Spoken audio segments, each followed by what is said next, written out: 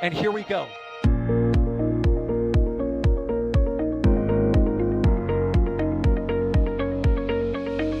have liftoff. Propulsion continues to be nominal. R68 chamber pressure looks good. Following up.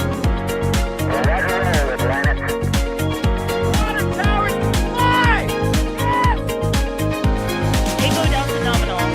Flight downside FD off. FD off. Off. It's orange! Oh my god! Oh my god! Decollage. Put that in the big bag, Eagle. 343 unfolds to go. Indeed. We rise together, back to the moon and beyond. If the methane would be igniting in the flare, correct? Yikes. You dead? Sure. We don't need any more of these.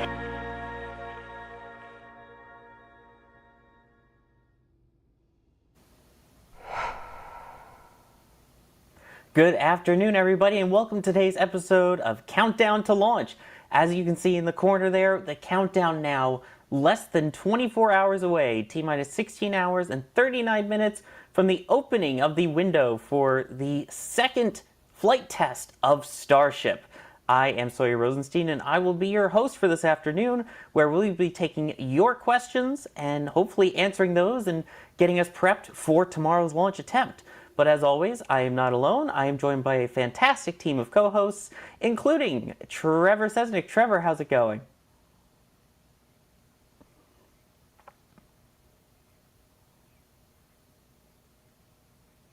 Exciting time. Really exciting. And also joining me is Ian Atkinson. Ian, how are you? About the same as Trevor. I am so excited and kind of in disbelief that we're here already. It seems to have, like the first flight, it came up out of nowhere, and now it's like we're less than 17 hours from launch. I'm so excited and I cannot wait. It really is exciting. And I do want to point out that we do also have a multi-view going on during this as well. So if you are a member, we have a multi-view stream in 4K with a whole bunch of different views of Starbase in addition. You can have that open with us talking too. And again, a reminder, if you do have a question for us, tag us at NASASpaceflight, and we will do our best to answer as many of them as we can over the course of the next hour. Now, it has been quite busy going on at Starbase, especially since we were hoping by now that the vehicle would have lifted off the pad instead of its currently scheduled liftoff, which is 7 a.m. Central Time, which is the start of a 20-minute launch window. So, Ian, do you mind helping catch us up on what we've missed so far last night after we went off the air from Countdown to Launch? Yeah, so real quick to correct you, Sawyer, we did see the vehicle lift off the pad last night, but it wasn't in the way we were hoping. So we saw Ship 25 get removed from the vehicle yesterday afternoon, and that was kind of an indicator that something's going on. Something needs to be checked, something needs to be fixed. We also saw the hot stage ring then be removed after that. And then we heard word that there was an issue with the grid fin actuators.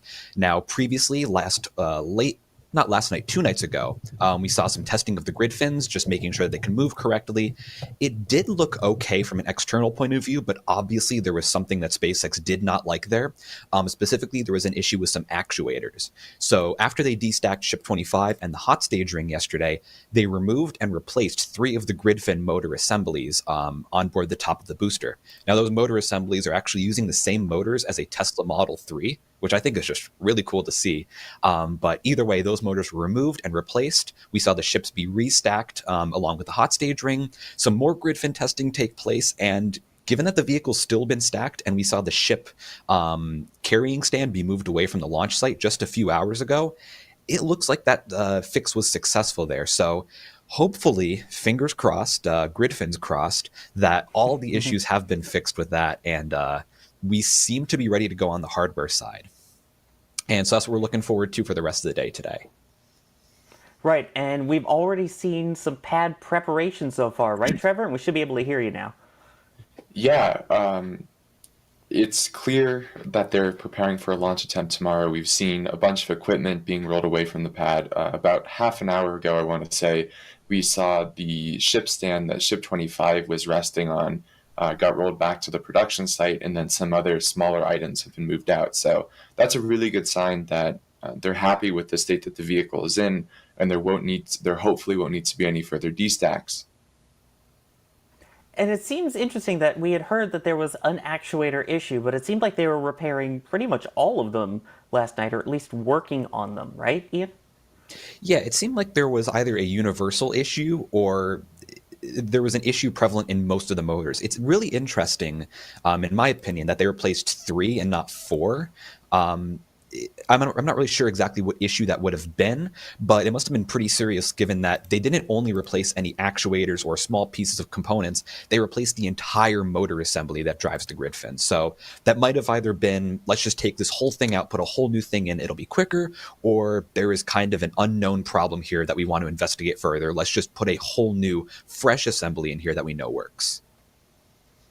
Right, and those grid fins, not necessarily important for the launch itself, but very important especially for the goal of reusing the booster, right, Trevor?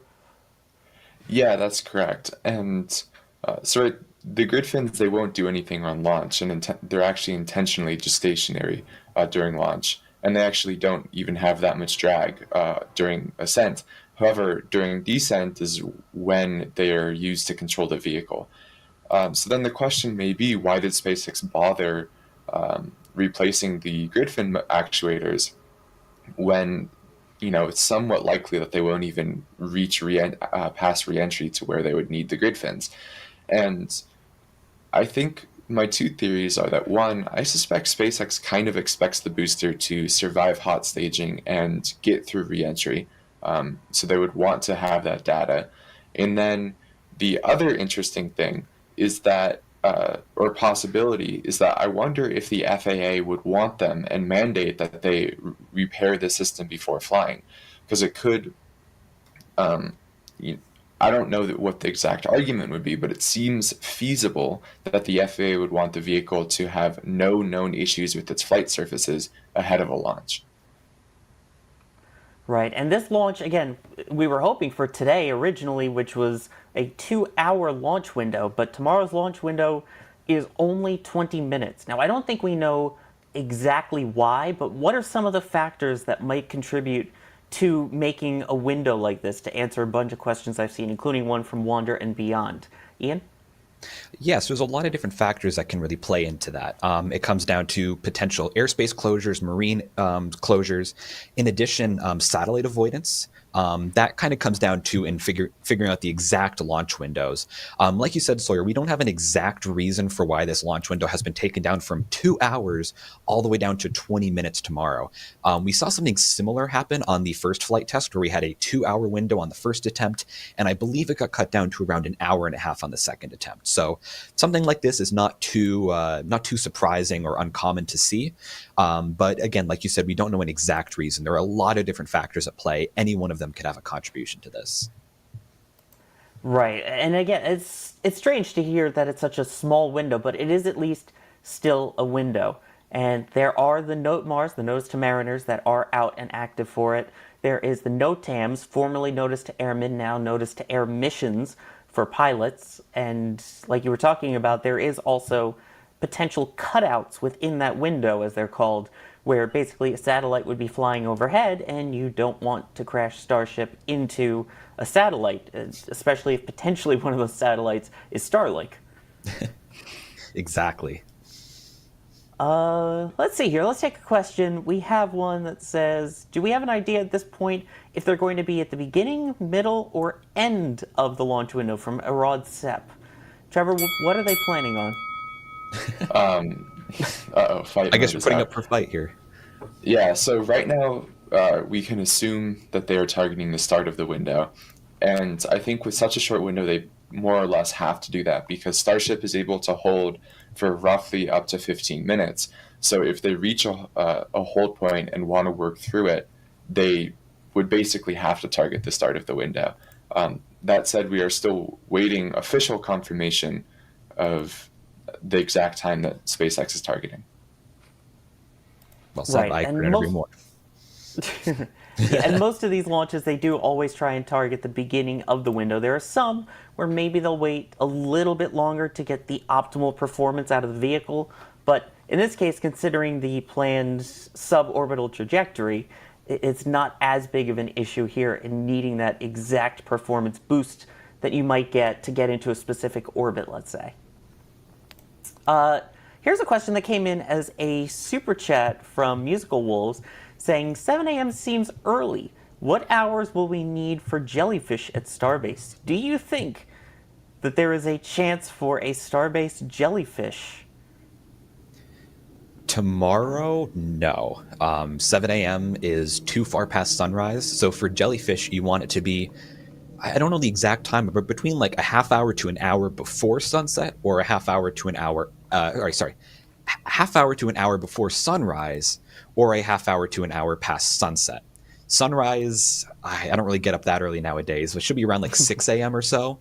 I just looked it up. It is 6:49 a.m. in Starbase. So we would need about a 5:45 to 6 a.m. liftoff time to get a jellyfish. And of course, that depends on if there's no clouds, if weather's good, the sunlight is good. Maybe we'll see that someday, but definitely not tomorrow, unfortunately. Yeah, it's a bit unfortunate, but then again, the main thing is hopefully we get the good views. As you remember, there was a little bit of haze and fog during the first Starship flight test, and we will hopefully get a weather update for you a little bit later in this stream, so stay tuned, we will check all of that for you. A couple of other pieces of support I want to thank before we continue on with your questions. BlindBoy64, thank you for becoming a Capcom member. Reminder, Capcom and above gets access to our NSF members Discord as well. Schmelt, thank you for becoming a Launch Director member, one of the highest levels we have of support. You also get your name at the end of our NASA Spaceflight live streams and at the end of this show too. We have Indus here with a €50 super chat coming from Latvia saying they have Independence Day. And if everything works out for SpaceX, can there be a better gift for a small country's Independence Day? I'd say that's a pretty cool gift, huh? Definitely, yeah. Nice little firework. Hopefully some good fireworks. Right, yes. Yes. Controlled and then fire. Ryan, controlled-ish, yeah. And then we have Ryan Hamstra with a $20 super chat saying the fact that 40-ish hours before scheduled launch they destacked the vehicle, replaced some pretty major parts, and 18 hours later had it restacked and ready to go for launch in 24 hours is super impressive. It really is a quick turnaround, and that's the other thing that we've been seeing, especially with these stacked destacks, is that they've gotten so quick at these. I mean, Trevor, this is a record-setting number of stacks and destacks here, right? Yeah, so I believe this was either the 7th or 8th stack. I've honestly lost track at this point. And that is more than B7 was stacked on top of, or Ship 24 was stacked on top of B7 for the first flight. And that's just because a lot of it's been the hot staging ring, right? As they learn this new vehicle, they wanted to get a bit of practice with it. And it is remarkable how quickly they've been stacking the vehicles. Like we were mentioning earlier, at the start, B9 and Ship 25 took about 80 to 90 minutes to be fully stacked, when now it's on the order of 45 minutes. So it's almost in half purely just on this one vehicle. And I'm sure that as they continue to stack more and more, they could get that down even further. Hopefully we don't have to see them stack and destack again, at least for this vehicle. Hopefully we'll see that once we get to Booster 10. Here's a really good question from Space Dude, and Ian, I'll put this one to you. They're asking what happens between the hot staging ring and Starship for it to disconnect? Yeah, so the hot staging ring, the top part of it really is kind of a carbon copy of the top of the booster. Now, the top of the booster has 3 attachment points, or 3 attachment pins, I guess you could say. And those on the booster side are used to connect the hot stage ring to the booster. Now, like I said, on the top of the hot stage ring, you have another 3 of those connection points. Now, those are used to connect the hot stage ring to the ship. Now, one thing that's interesting that we found out very recently that I'd like to bring up is that the hot stage ring may be expended on some missions. We don't know if that's just a possibility that SpaceX has, or if they actually plan to do that. But they have said that because there are those latching points, they may disconnect a hot stage ring before boost or boost back on some missions. And that's, like I said, possible because it has those latching points on there. That was something I was very interested about. Will they get rid of those latch points between the booster and the hot stage ring or keep those? But based on the information we just got, it seems like they may keep those latching points there to disconnect it in flight, which is really interesting to think about. And I'd love to hear the rationale on that decision. Right, that just came out in some of the recent paperwork that was filed along with the FAA license as we were getting ready for this upcoming launch here, that they do have the potential to jettison, I believe it was between 30 and 40 kilometers up, I think was the plan on that. I'm not sure on the exact altitude, but yeah, they would jettison it sometime during flight, and I'm still curious on why exactly you would want to. I mean, maybe they plan for it to be expendable, at least right now, because I mean, it is going to be dealing with the force of, at minimum, the 3 Raptor vacuum engines, which is already about, 230 tons of thrust each. That's quite a bit of force. And if you add in the Raptor sea level engines, that is a lot of force on that plate. So if it's expendable for the first few flights, I would not be too surprised. By the way, a shout out to the team over there at Starbase for getting us those great views that we saw of the booster as we were panning and talking about the hot stage ring there. Sorry, tilting, not panning. I just went and found the documentation that we're talking about, and it says it has a mass of approximately 20,000 pounds, and for some missions, the forward heat shield would be jettisoned between 30 and 400 kilometers offshore in the Gulf of Mexico. SpaceX would not attempt to recover the hot staging ring. So their language is just somewhat bizarre, emphasizing for some missions, which makes me think that it's probably only for these initial missions. And to back that up, right, this vehicle is supposed to be fully reusable. They don't want to throw away the hot staging ring and build a new one every time when the entire point of the vehicle is to not throw anything away. Yeah, exactly. And one thing that I've been thinking, I kind of mentioned this a little bit, is that the hot stage ring right now is kind of just a quick little attachment. You throw it on top of the booster. It seems to be kind of it's not necessarily a bad decision, but it is a Band-Aid fix if you think about it. And it's curious that we have not seen any kind of integrated hot stage ring on future booster designs. In fact, it seems that they've paused or slowed down booster assembly altogether right now. And I'm wondering if that has anything to do with it, maybe potential engine upgrades or other vehicle upgrades they're thinking about. But yeah, it seems like there's room for this hot stage concept to evolve, and for it, like Sawyer said, for this eventually to be a reusable system rather than just a temporary, let's just get this thing to work system, which is what it feels like right now. Yeah, and again, people remember, this is a test flight too. So this is the first time we're seeing it, the first time it's being used, being tested. It is not a new concept. It is something that used to fly on Titan II. It is something that flies on Soyuz and has flown on Soyuz for quite a while. So it's not a new concept, but it has never seen the force of this many engines, which along those lines, Ian, we have Khaled asking, how many ship engines will be firing during the hot staging? So for ship engines, we do not have, as far as I know, we do not have any specific numbers, but based on the clearances and the size of the hot stage ring and its heat shield, it seems like only the outer 3 Raptor vacuum engines are going to fire.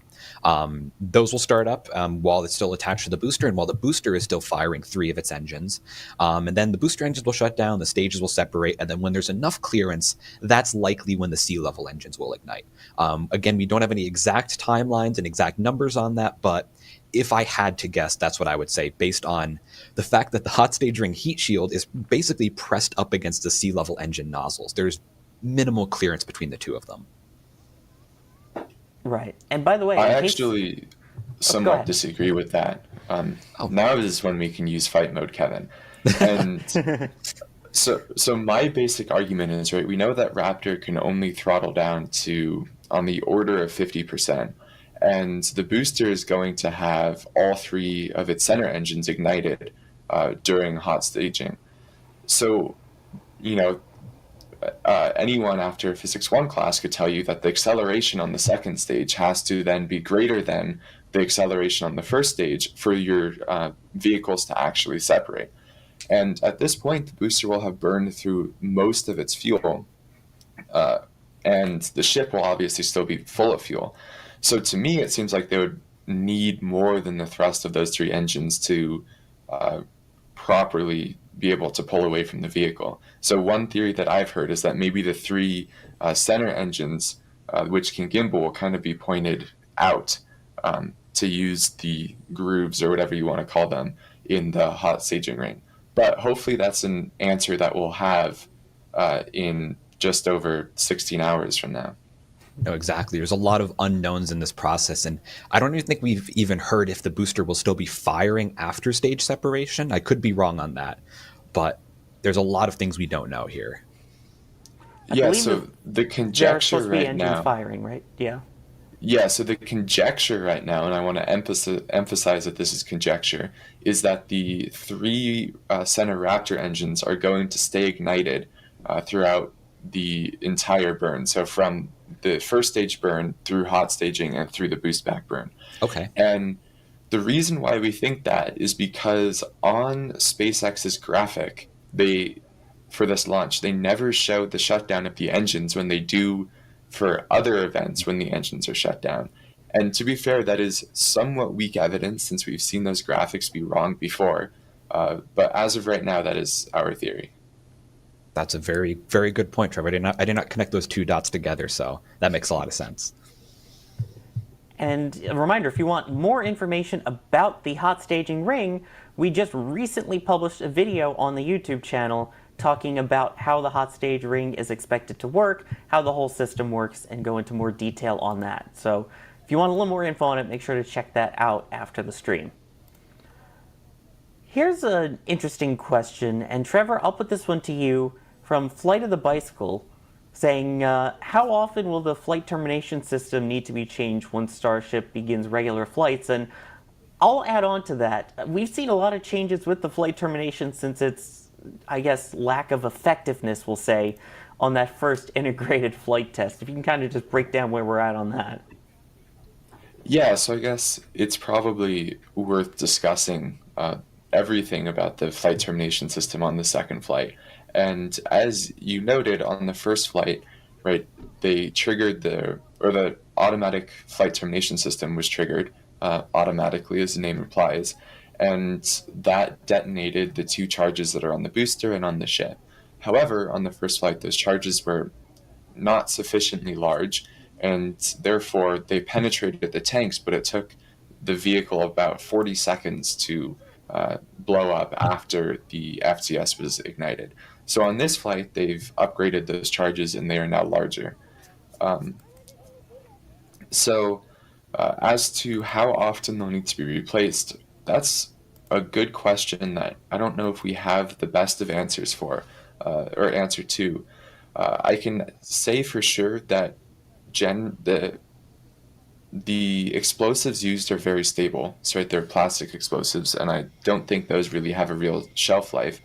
And then on top of that, it seems that they're fairly weather resistant, as we've seen, right, Falcon 9 out on the pad with similar FTS systems through all kinds of weather, and then Starship out on the pad through all kinds of weather. So my guess is they would still be taken off during refurbishment and whatnot, but not necessarily replaced. That's, again, a lot of stuff that we'll find out after this flight, which hopefully it works. They have tested this upgraded automatic flight termination system at Massey's test site nearby previously. And an important factor you noted there was the fact that it is the AFTS, Autonomous Flight Termination System. So as far as we are aware, there is not a person, as we take a look at Massey's right there, there is not a person that we know of sitting there in the control room with the key and red button that you need to detonate the flight termination system. From our understanding, all of that is onboard computers, and once it hits what's called a red line number, so if it goes above a certain value, that is when it triggers. So I think it's worth just noting that. And for the people asking about the blimp, that is property of our friends over at the United States Customs and Border Patrol. It is unfortunately not related to anything SpaceX related, which do have their drones up regularly as well. Daryl with a question here saying, when will fueling operations start? So Ian, I think this might be a good idea to take some time and go through what we can expect countdown-wise starting tonight. Yeah, so it's going to be pretty late in the countdown, at least compared to the length of our live stream, when we see fuel operations commence. So at around T minus 5 hours, we'll get the first indication of any kind of propellant operations, and that's when the tank farm is going to begin to chill itself down. Now that process is going to take several hours, and you need to chill down all the pipes, the condensers, the pumps, all of your good equipment you have in your tank farm there. The next event is going to be all the way forward at T minus 2 hours. That's when the flight director will give the go for propellant load. Now that's only going to happen if everything on the vehicle and in the range and the not Mars and the weather all look good. If everything looks good, they will give a go for propellant load. Now, about 23 minutes later, we're going to get the start of booster propellant loading. They'll begin to load in liquid oxygen and liquid methane. And then 20 minutes later, at T minus 1 hour and 17 minutes, we're going to get the ship propellant loading starting. Now it's going to continue throughout the rest of the countdown up until around T minus 5 minutes. That's when it's going to finish. They're going to start closing out all the pipelines, venting everything, and that's where we're going to get really deep into the countdown. And at that point, we only have about 15 minutes if SpaceX needs to hold. Again, thankfully, they only have a 20-minute launch window, so their hold time kind of lines up with their launch window.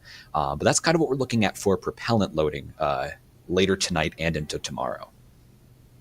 And you can see a bit of that countdown going on there on the screen to the left, just kind of a summary of what we can expect and when we can expect the different fuels, which, Trevor, there's a lot of different gases involved. It's not just loaded up with fuel and go. So can you kind of talk a little bit about all of the different tanks with methane, water, nitrogen, and so on? Yeah, absolutely. So I guess maybe it's easiest to work kind of from the bottom up on the vehicle. So in the engines at liftoff, the Raptors are spun up with helium. So it's very high pressure helium gas that gets those pumps spinning to allow engines to start up. And that is when the engines are ignited on the ground, supplied by the GSE. And you've actually seen some pretty cool test footage of that. Then obviously those Raptors are burning liquid oxygen and liquid methane in a full flow stage combustion cycle. And those are stored in those very large tanks on the booster and ship respectively. That's what takes up the vast majority of the mass and volume of the vehicle. And then under the chines, there are now CO2 tanks behind two of them, and those CO2 tanks are used to purge the engine compartments during ascent. And then in the other two CO2 chines, the ones that face away from the tower, those contain a bunch of COPVs, composite overwrapped pressure vessels, and those contain gases at high pressure, such as, I think it's primarily nitrogen, and that nitrogen can be used to backfill tanks during times when the engines are not running, and basically all of the other pressure systems on the vehicle. It's not used too much. Like, right, Falcon 9 backfills its tanks entirely with liquid nitrogen, but Starship uses autogenous pressurization, so most of that is still done with CH4 and liquid oxygen. And then right, you have the two main tanks on the ship and booster, and then you also have a header tank on both of them. So there's a fuel collector in the booster for liquid hold on, I need to think. Liquid oxygen, because that's the top tank. Where's it? Oh boy. Liquid methane is a top tank. Liquid methane. Thank you, Ian. My brain is not working today. So liquid methane on top, liquid oxygen on the bottom. So then you have a liquid oxygen fuel collector thing, and then you have a header tank on ship for liquid oxygen as well. Sorry, that was way too long of an answer for the question. No, that's fine. It's a complex vehicle, and as you mentioned, it's not just the methane and liquid oxygen that we talk about. There's the nitrogen for cool downs, there's the CO2 in those as well, so it's a lot there, and those are all pretty cooled down. You know what else is pretty cool? All the gear at shop.nasaspaceflight.com. That's pretty smooth, huh? If you're as psyched as you we are not incorrect, but I just love the creativity in that. Especially if you're around all these super cool liquid oxygen and stuff, you might want a sweater. Particular ones from our Christmas sweaters that are available now. We have ones for crew flight there. You can see Crew Dragon with the parachutes. We have our Raptor Christmas tree. We've got the Mars one, and we have our new Starbase one as well. You can see Hopper prominent in that. So all of these are actually knit. It's not just kind of fake knit. They're actual nice knitting on them. They're really soft, and they are available at shop.nasaspaceflight.com. And if you prefer headwear instead, we also have the beanies. And one of my favorites of all those as well is the one that's got the different tiles on it. I love that tiled look in the middle one there. You hear me say it all the time, but it's genuinely so cool. Yeah, no, Pauline, like when I first saw these designs, my jaw genuinely dropped. I'm like, we're actually making knitted sweaters and we have like 5 different designs. It is so cool to see these in the store. I remember last year, I think it was last year or it was last year, we had a kind of like an ugly sweater kind of thing, but it's sort of a printed design. And I'm like, oh, I'd love to have like a knitted sweater. And now look, shop.nasaspaceflight.com. It's hard to put that in an ugly sweater contest because it's not ugly. Yeah, you'd lose really easily. If you prefer embroidery instead, we also have the mission patches here for this second Starship flight test.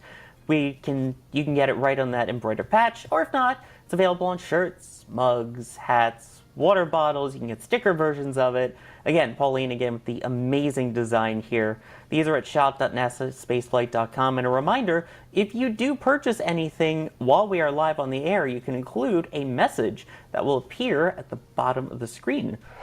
So don't forget that. And also important reminder, if you do go for any of that Christmas knitted stuff, you have until the 20th of November, so only a few days, to guarantee that you get it ahead of Christmas. All right. I got my pack right here, right there. So we're all ready to go.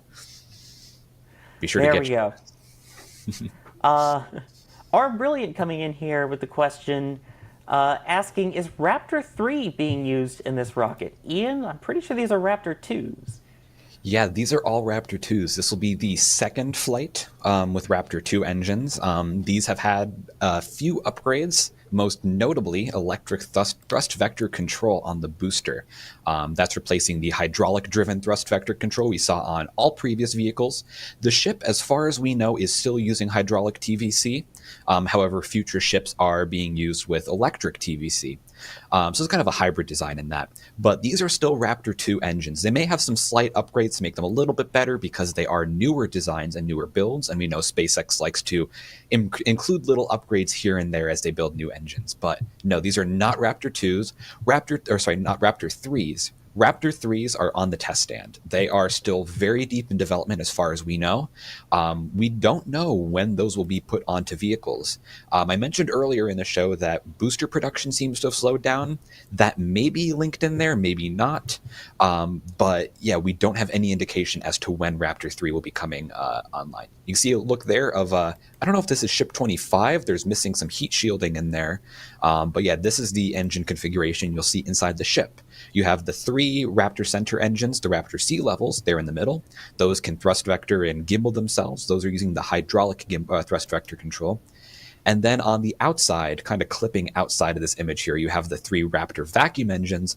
Those cannot gimbal, but those are optimized for operating in the vacuum of space. So that's the ship's engine configuration. The booster is using 33 sea level engines. So quick little overview there. That's always good. And for those who are unaware, when we talk about thrust vector control, TVC, and gimbaling, that's basically the ability to move and wiggle the engines to help steer the vehicle, as opposed to certain vehicles where you see more of the flaps and fins and things on it. This uses the actual engines and moves them to help move the whole vehicle. Just want to make sure we clarify that for those who might not be in the know of all the tech lingo. Yep. And real quick, I do want to add, too, that during liftoff, the flaps and the grid fins are not utilized in any way to steer the vehicle. The flaps and grid fins are locked straight outward to provide minimal drag, and they are not moving to do any control or any maneuvering. That only happens on descent for both the ship and the booster. Just want to clarify that because I've seen a few questions in chat about that, too. Absolutely. Now, I do want to point out our team is out there working right now because I saw questions about Danger Van. For those who didn't get to see, we have our replacement for Danger Van, which is, I guess, for now, Danger Trailer. You don't have a full official name for it yet. But this is what we currently have deployed out there at Starbase to hopefully get some of those super up-close views during launch without the risk of damaging people, and hopefully keeping those solar panels and everything on board in one piece in the event of flying concrete again.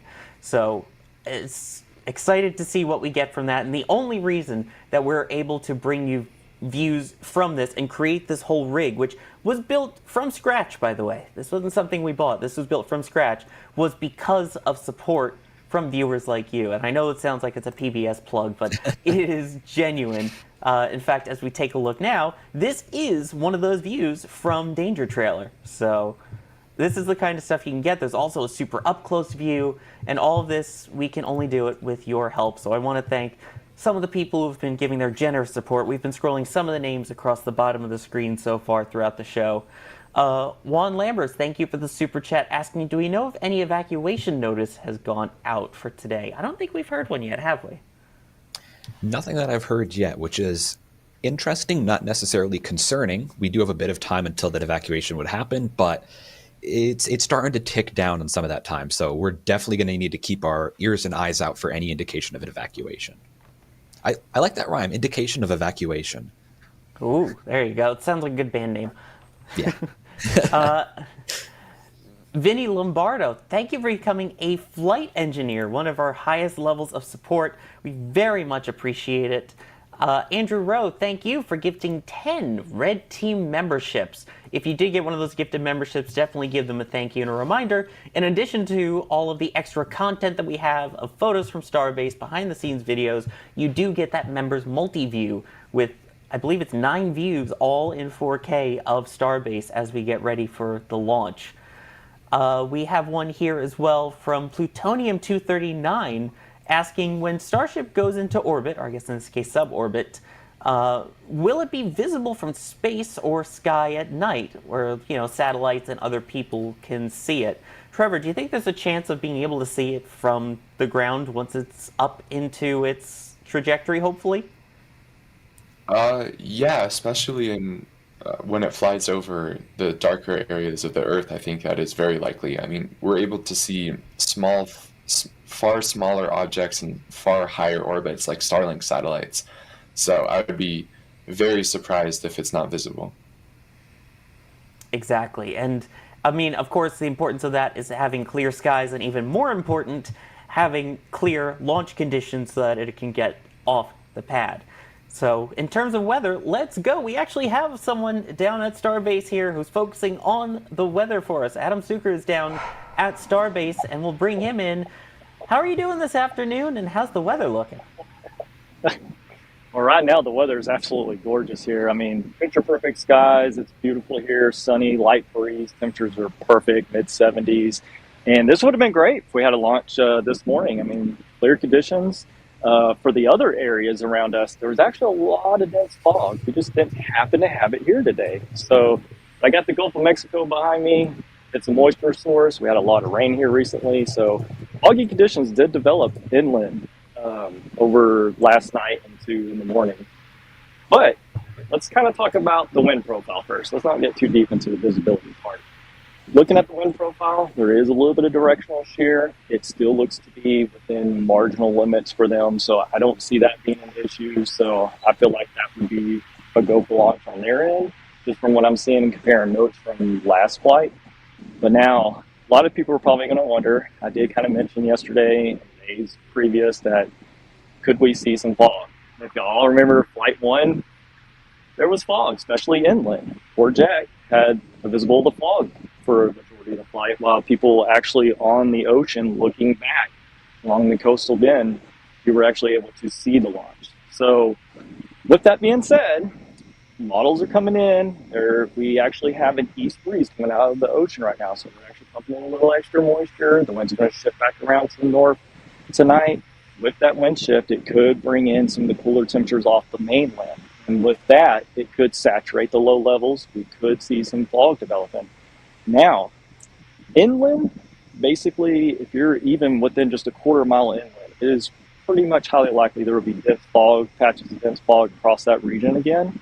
And then as you're along the coastline, it'll be a little bit more patchy. So with that being said, right now I'm standing roughly about 6 miles from where the launch would be. And if a patch of fog gets between you and the rocket, obviously the visibility is going to be low. So we're hoping that the visibility is going to be greater than 6+ miles tomorrow, because most people are going to be probably here on South Padre watching it from 5 to 6 miles away. And all it takes is a little patch of fog to get in between you or right over you to make visibilities drop. Now, some models came in with it a tad bit drier, where the temperature dew point spread, which is a measurement of how much moisture is in the atmosphere. It's a little bit lower here, but some of them are going back and forth. So I would suggest most people that are, if you're wanting to be like inland, trying to look back, you're probably going to have a higher probability to see patchy dense fog to try to look back toward the rocket versus being along the coast looking back at the rocket, mainly because you have a 70-degree temperature at the Gulf of Mexico, while the inland's going to cool down more than that. So that warmer temperature a lot of times can help just a little bit keep that fog from developing. And also with the shift of winds, if the wind was to pick up a little bit, it would probably help prevent it. If it calms down and goes to like 5 knots, like some of the models are suggesting, I am going to say that there could be patchy fog. It could be like the first flight, but I'm crossing my fingers that we will be in between the patches of fog and we'll be able to see it. But there's going to be certain people, depending on what location you're looking from, you'll probably have to look through patchy fog. Yeah, and fog, as I think it's important to note, is not a launch commit criteria, right? But the other concern, as you're talking about, is the upper level winds, in particular directional winds. Can you kind of explain the significance of that and what we might be looking at for tomorrow's attempt? Yes, so exactly, you are correct with the fog. If there's a little bit of fog, most likely, I'm sure that is not a criteria for them to launch unless they just really need ground cameras looking back, which that's all up to them. That doesn't normally put a hold on, obviously, rockets launch, and we see it plenty of times. But now for visibility for us, that's what, cameras that are up close are still going to have, even if you have fog, they're going to be able to see. But if you're 5-6 miles away, you're putting a lot of moisture between you and what you can see. And that's a lot of times what will make the visibilities drop for that. But yes, the directional winds, that's another thing I was looking at. There is a little bit of directional winds, because we do have winds that's going to be changing a little bit here at the surface. We have like this real weak, it's not a cold front, but it's a wind shift from the north that's coming down that reinforces the north wind. And that can cause a little bit of directional shear, meaning the winds are hitting directions differently. So as the rocket goes up, you're hitting at different directions. It's pretty fairly weak. So comparing notes from last time, it seems like it's within the same limits. And so I feel like it should be a go for weather-wise. But now for viewership-wise, depending on where you're at, you might be able to see the rocket. You might unfortunately be in a patchy fog area. So my best guess is I'm going to try to stay along the Gulf of Mexico looking back towards it versus being inland, where that's going to be a higher likelihood of having more dense fog than along the coast will be. Now, there's one question I want to ask, but I don't want to ask at the same time, if that makes sense. If for some reason it does not launch tomorrow, what does the weather look like then for the next couple of days? So yes, we do have a short, let me point on that real quick. We do have a short 20-minute window tomorrow. That 20-minute window, even if we do have fog with that sun coming up, that does not allow enough time for the fog to burn off. It's going to take 1 to 2 hours. So hopefully, as we go into Sunday, weather conditions start changing a little bit in the upper levels. We have the next approaching storm system coming in. Directional shear winds are going to start increasing. Now, I don't know where their cutoff is on that, but to me, it is slightly above what they showed from the last flight. So the last flight, I took notes on looking at the upper profile winds there, compared it with what the forecast is for Sunday morning. And then those winds are a little bit higher. So especially the directional winds. And I know they kind of commented on they're more worried about the directional winds. And so with that shift of winds and that front kind of passing through, and with the next approaching storm system, we're going to increase the winds. And so I don't know if that's going to be past their criteria or not. And even on Sunday, we still have a chance of mixing in that fog and low clouds once again. Awesome. Well, Adam, thank you so much for taking some time out of your crazy setup down there at Starbase to give us an update on that weather. It's really appreciated. Absolutely. Awesome. I'm sure we'll be talking to you again soon as we get closer to liftoff. Yes, I'll give you all more updates as we get closer. All right. Now, And Sawyer, if I may add a little bit to the end of what Adam was saying, if in the event that they don't launch by, I believe, Wednesday, due to Thanksgiving weekend, they're unable to launch until a week from Monday. So what's that? I believe that's the 26th or 27th. 27th. That'd be the 27th. So there is a little bit of a blackout window because of the holiday where they cannot launch. Right, and that is literally written into the launch license itself to allow for public access to the beach. As you saw right there, it's right along pretty popular beaches, so to allow access for that, especially along State Road 4, which is right where Starbase runs through. Let's see here. We have some fantastic support still coming in, especially from Switzerland, apparently. Peter Layer with the 100, I believe those are Swiss francs, if I'm correct, saying, just in case you need another van for IFT3, winky face. Thanks for the great coverage. Haven't missed a single major test since Hopper, and glad this one got delayed to the weekend. Well, thank you again for your absolutely generous support. It really does mean a lot and allows us to bring you these views and have our team down there to be able to bring you live weather reports, live views from the trailer, live views of the blimp, because who doesn't love blimp views, I guess. But yes, thank you very, very much. And then also from Switzerland, Neek coming in saying another thank you from Switzerland. Thanks for all the coverage from the water tower until now. I'll be back tomorrow for the actual launch. Well, we look forward to seeing you, and hopefully a bunch of you, for the actual launch tomorrow. And St. Miles coming in saying, this is a new thing, weather at launch site for best viewing. Very interesting. And yeah, I think hopefully that helps people, if any of you are down there or are driving tonight to go see it, of an idea of where maybe to view it from, especially with the potential for all of that fog and everything that was just talked about. Here's a question from Inmay saying, why would they just belly splash the ship at the end? So I think that's also important just to kind of reiterate as well the timeline of, if we do go, if everything does go as planned and we get that guaranteed excitement, what is the plan for once Starship and the booster actually separate from each other, Ian? Yeah, so once the booster and ship separate, then of course the, or are you passing this on to Trevor? Oh, to me, I guess. So when the booster and ship separate, they will obviously go their separate ways. The booster is going to do a partial boost back to do its own landing attempt in the Gulf of Mexico. Its landing attempt will be about 6 minutes and 48 seconds after liftoff. Meanwhile, the ship is going to continue to burn onto its almost orbital, but still suborbital trajectory. It's going to have its engines cut off around 8 minutes and 33 seconds after liftoff. From there, it's going to coast for a little over an hour. It's going to start re-entry at about an hour and 17 minutes after liftoff. It's going to continue through re-entry about 11 minutes, and then it's going to become transonic at about an hour and 28 minutes after liftoff.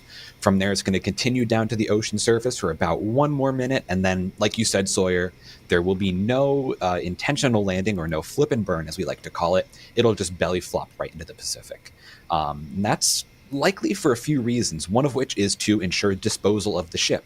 If you have a giant ship the size of the space shuttle's external tank floating in the Pacific Ocean, that's a bit of a mess. It's tough to deal with without having to, get a method to get rid of it, I'll just say.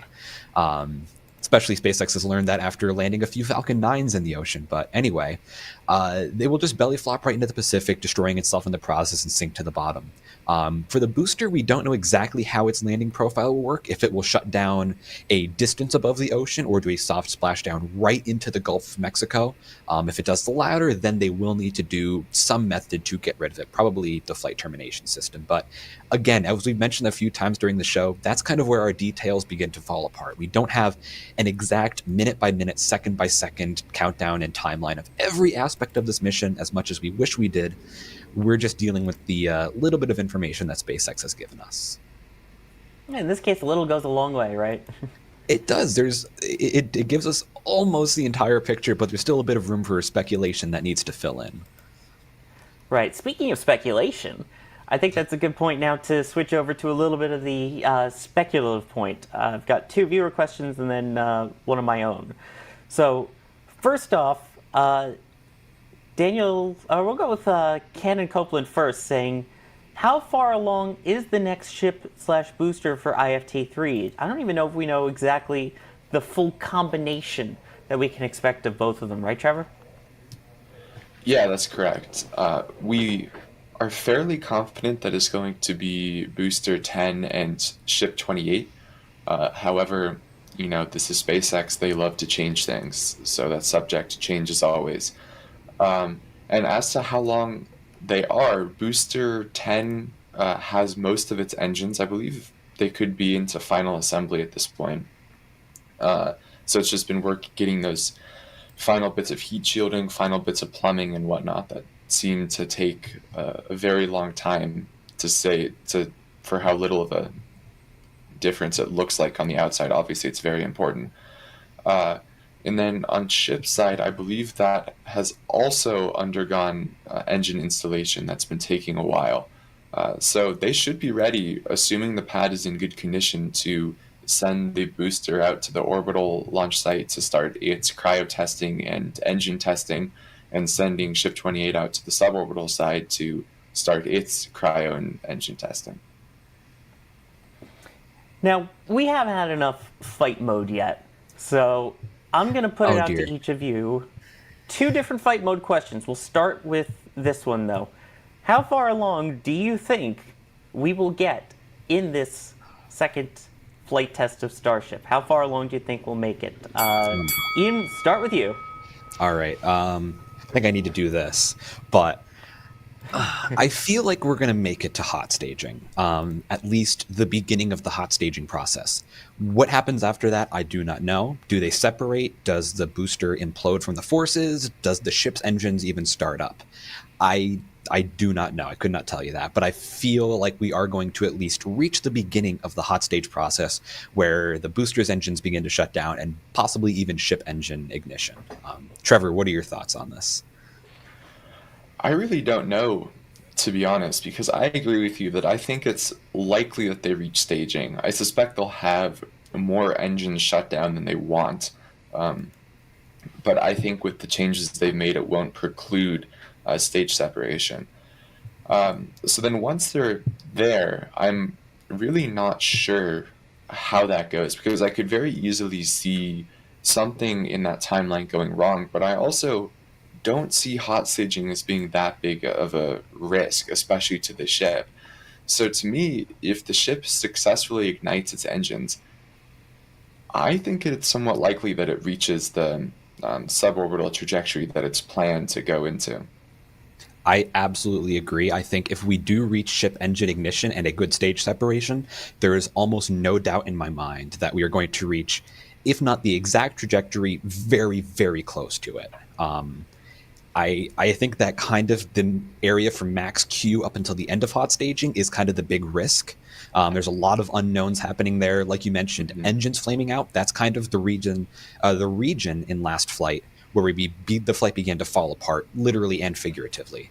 So I think if we do get past max Q with only, a few engines out, and then we pass hot staging, I think we're good to go. But it really does come down to the booster engines and those issues actually being fixed, which I think that they will be. Yeah, and then I guess the question after that is, if they successfully make it through hot staging and to the suborbital trajectory, what do we think happens to the recovery process, right? The re-entry of the booster in the ship. And for me, I feel pretty good about booster, to be honest. Right, that's a fairly similar profile to Falcon 9. Obviously, there's no entry burn, but even on Falcon 9, we've seen SpaceX has gotten away with very, very short entry burns recently. So I feel good about that. But I have basically zero faith that the ship successfully re-enters from that suborbital trajectory. I agree with you on both parts entirely. I think if the booster makes it through hot staging and it begins its boost back burn, I have very, very little doubt that it will have a successful or mostly successful landing profile overall.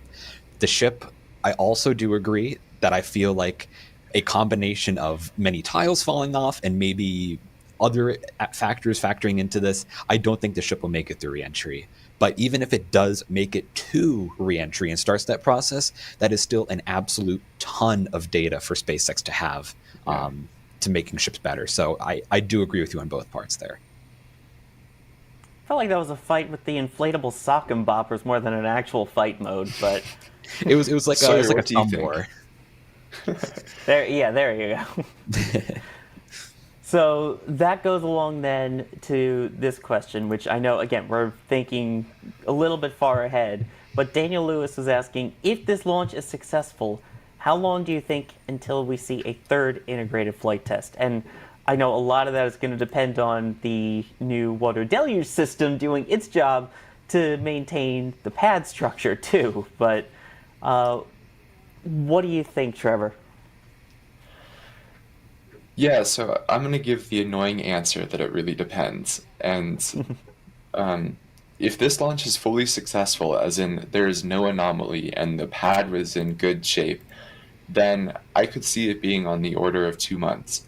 However, I think that's pretty optimistic. And I think more likely than not, SpaceX will have to conduct another mishap investigation report, which SpaceX has shown that they're able to do really quickly, but that still takes time to communicate with the Federal Aviation Administration. So my guess is probably on the order of 3 to 4 months between Flight 2 and Flight 3, assuming that there's no significant damage to the groundwork. That's a good thought. Ian, what about you? Yeah, so I do agree with Trevor that if everything goes perfectly, the pad is in pristine shape, and Ship 25 belly flops perfectly into the Pacific after a perfect reentry, maybe in January. That is probably the extremely optimistic, everything goes perfect answer.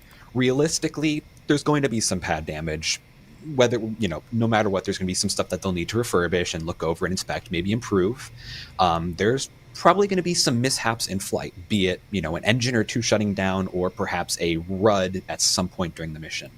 I think all things considered, and considering that we also need to, like Trevor mentioned before, go through the Ship 28 static fire campaign, the booster static fire campaign, any wet dress rehearsals, stacking procedures, things like that, recertification of pad refurbishment. March, in my mind, seems more realistic. Maybe February if everything goes well, but March seems to be a good, optimistic point in my mind. Yeah, I mean, the target for this one was basically 6 months from the first one. They were hoping for, originally the plan was August, but it seemed the most realistic date we had was going to be October. As we saw, that did end up getting pushed back. There was also that review that needed to be done by the Fish and Wildlife Service. There was the final approval from the FAA. So there was a lot that went on behind the scenes to get to that date. So we'll have to see for the third one. Speaking of behind the scenes, you are taking a behind the scenes view right now at our Danger trailer. Again, I keep wanting to say Danger Van, but it's not Danger Van, it's Danger Trailer, or whatever name we end up bestowing upon it. That is what will hopefully help us capture some of these great views. And in addition to that, you can also see there are some remote cameras attached to it. For those wondering, those are sound-activated cameras covered in those clear plastic bags to help protect it from rain or weather or, I guess, raining booster parts in the unlikely event. That is what will hopefully get those amazing pictures that we can get to you out on social media, that we can get into metal prints for you. So quick little behind the scenes there. And again, only possible because of all of your generous support on this stream, which beyond appreciative of. Got Vebjarn here with the North Korean dollars, aka the Norwegian krona, saying great coverage. Can't wait to tune in tomorrow. Appreciate it. We've got Dutch Techner. Thank you for becoming a Capcom member. Capcom and above, getting access to that Discord. I absolutely love this store message. I saw it came in and was like, okay, this is one that we have to read on air. Gregory saying, as the grandson of a NASA engineer that worked on Gemini, Saturn V, Apollo missions, this is a dream come true to witness a launch 5 miles from the launch tower. Thank you for all your contributions to spaceflight and our continued exploration of the galaxy. Thank you very much for the absolutely generous kind message there. It's appreciated, and that's the thing. We love to be able to inspire all generations, past, present, and future. You've got people who covered the shuttle era, and at one point we had people who didn't know shuttle was a thing, so or thought shuttles went to the moon, which they did not. So we appreciate the wide variety of people that get a chance to enjoy the content. Jerwa, thank you for gifting 10 Red Team memberships. Scott Jackson, thank you for becoming a Launch Director member. Again, one of our highest levels of membership that we have. And Valion, I hope I pronounced that correctly, coming in with the 200 Swiss francs, saying also some greetings from Switzerland. Keep it up and give us all the information. We happily will give you all that information, especially for the generously kind support there. Also asking, what G-force deceleration during entry of the booster and ship do you expect? I'd heard around 50 Gs on Falcon 9. Is this correct? Ian or Trevor, do either of you have any information on the potential G load that we're expecting here? Definitely not 50 Gs.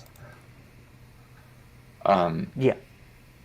Yeah, so 50 Gs is insane deceleration, and that's something that I'm quite confident a human could not survive for even a very short amount of time, let alone sustain during re-entry. I believe Falcon, or actually I believe Dragon is maybe the better somewhat comparison, and I believe that pulls like 2 to 4 Gs during re-entry, somewhere in there. And 2 to 3, yeah. Yeah, and then I believe Falcon is even lower than that during its re-entry, but I would have to go on a stream and double check that figure. Yeah, there you go. And again, I know that... go ahead, Sawyer. No, I just wanted to once again give a huge amount of amazing super thanks for the super chat and the super support there from Phalion. I appreciate it. Go ahead. I gotta say, that's incredible support. Thank you so much. That goes such a long way for us. But yeah, to add on to what Trevor was saying, the ship is being optimized for a kind of smooth re-entry, Elon has said. It's not going to be super high Gs. I think on the order of 2 to 4 Gs as well. I believe there may have been a number shared. I do not recall that off the top of my head.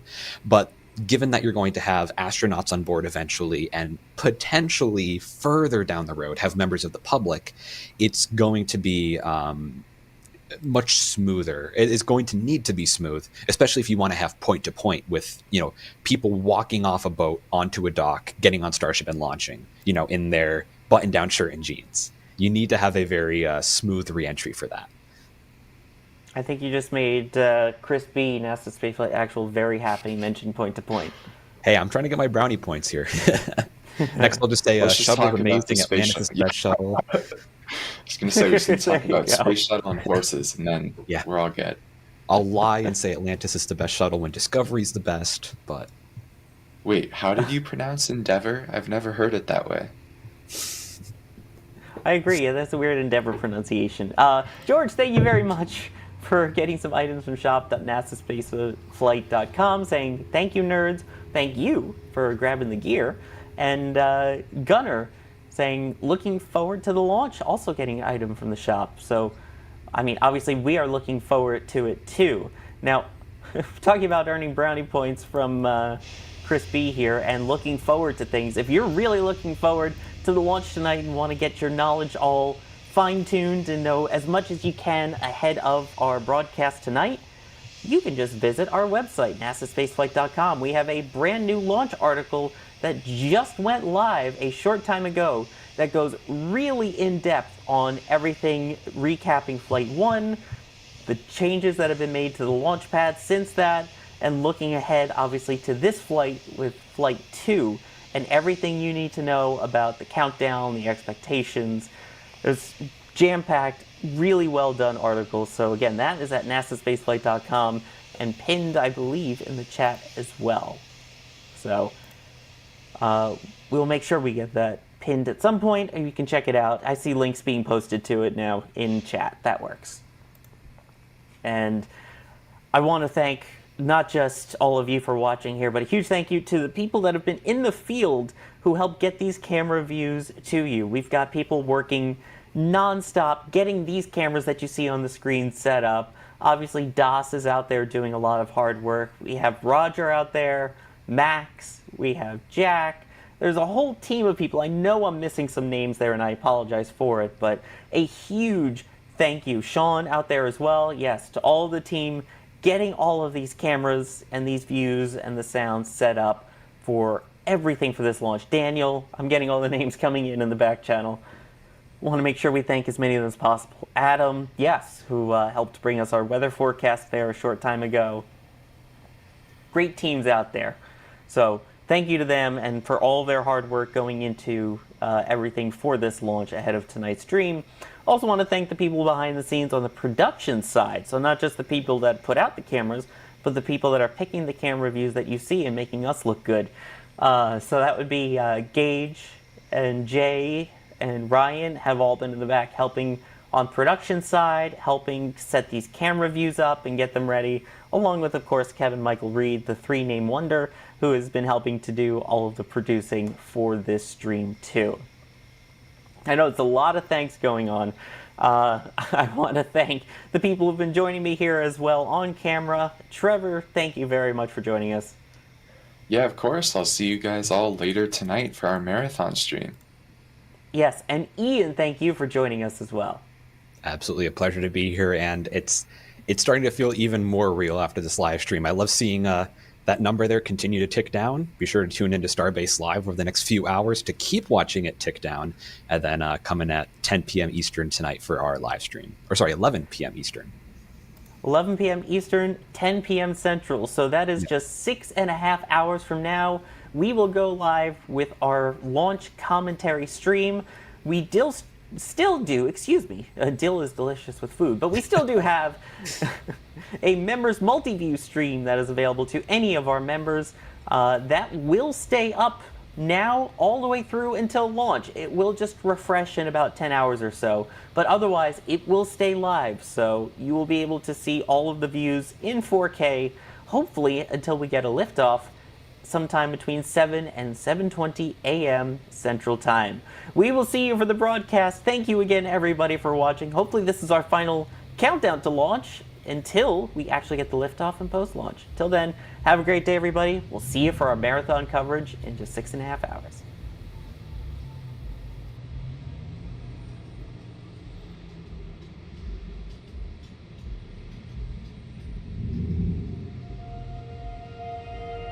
And here we go.